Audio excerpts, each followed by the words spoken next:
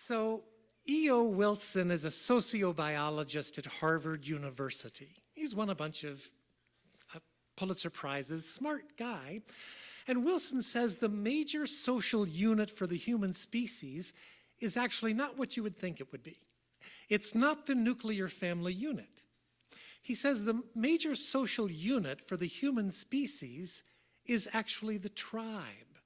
We are tribal creatures. We need to be a part of a tribe. He says there are 9 different, what he calls eusocial species. That's spelled E-U-S-O-C-I-A-L.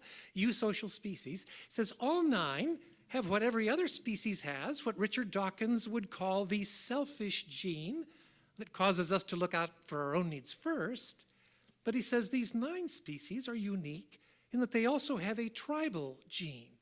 They will, in fact, sacrifice themselves for the sake of the tribe. But Wilson said there's a bit of a problem because one of these 9 eusocial species has evolved in such a way to believe it actually needs an enemy for the tribe to survive. So the other 8 eusocial species, a tribe comes into the species, they just deal with it, they move on. But this one species has evolved to believe it needs an enemy for the tribe to survive, and where no enemy exists, it will create one. Of course, that would be us, humans. And Wilson says if we do not get a hold of that tendency, we likely will lose the species and probably also lose the planet. So what do we do to change that? Wilson says you create better tribes. I was young. I was leading a nonprofit in New York. I was terrified. I knew I couldn't make budget. I was going to have to let people go. I couldn't sleep at night. Finally, I made an appointment to go to the doctor. As luck would have it, my doctor wasn't there. He'd been called to an emergency at the hospital, so I saw his partner, who I barely knew at all. But I told him all about the issues, all about my anxiety. He gave me some medication. That was nice. And so I came back like a week later, and we talked again about the medication, and I saw him a couple more times. And then the last time I saw him, he said, yeah, I think we're done with the meds now, but I'm going to do something highly unorthodox. I want to invite you to a reading group at my house. We meet every other Monday night. Somehow I think our group needs you. I think you need the group. I think it's going to help with your anxiety. So the next Monday night, I went to the doctor's house.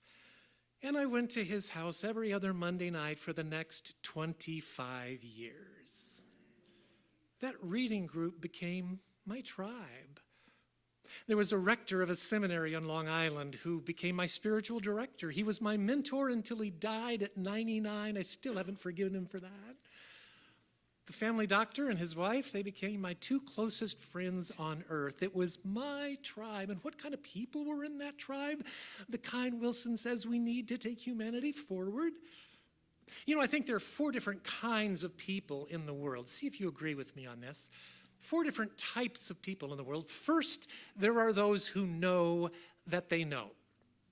Presidents, generals, admirals, award-winning cooks, football coaches. They've got the knowledge. They know they've got the knowledge. They want you to know they've got the knowledge. We all know somebody like that. Those who know that they know, not always easy to get along with. Then there's a second group. The second group is actually even more difficult to get along with. The second group are those who think that they know.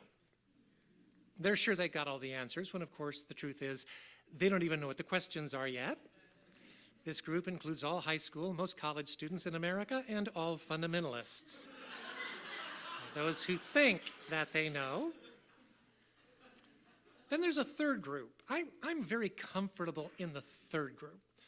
The third group are people who've been around long enough to realize they don't have nearly all the answers they once thought they had, become kind of humble in the process. The third group I call those who know that they don't know. Live life long enough to be beat up a little bit that you finally come to realize, yeah, you're not all that smart.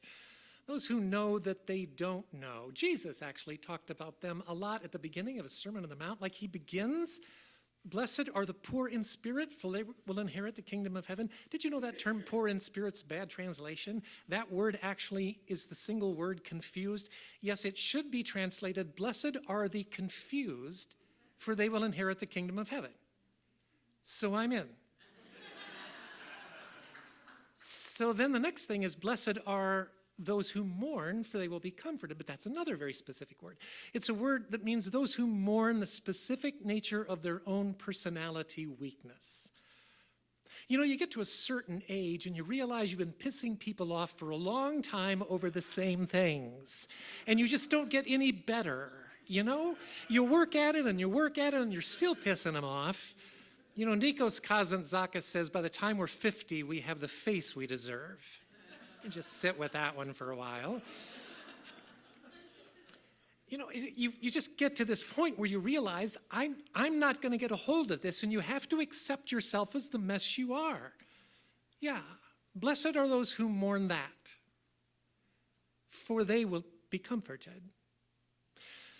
But there's a fourth kind of person.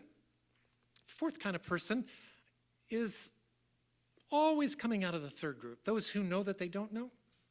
But the fourth person are these people who put themselves on a very authentic journey and keep on growing throughout their entire lives, no matter how difficult life becomes, and in the process, they gain a wisdom they don't even realize they have.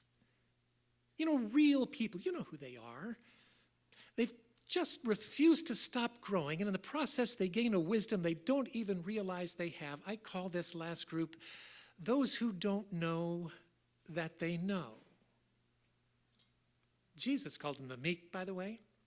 He said they will inherit the earth. I don't think any of these people are going to be elected as president of the United States, but I do think you and I really know where the power lies.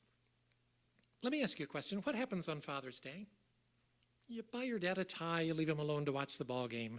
It's just no big deal. We're not even sure when it is.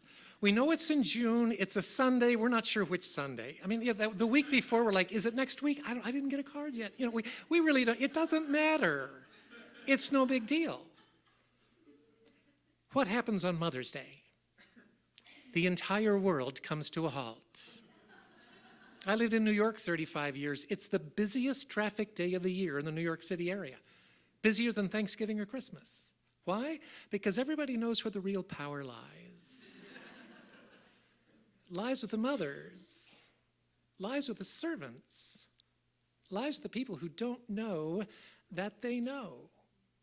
So for 25 years, every other Monday night, I got to spend time with people who don't know that they know, and all of it happened because I went to the wrong doctor on the right day. You might call that luck, and you might not.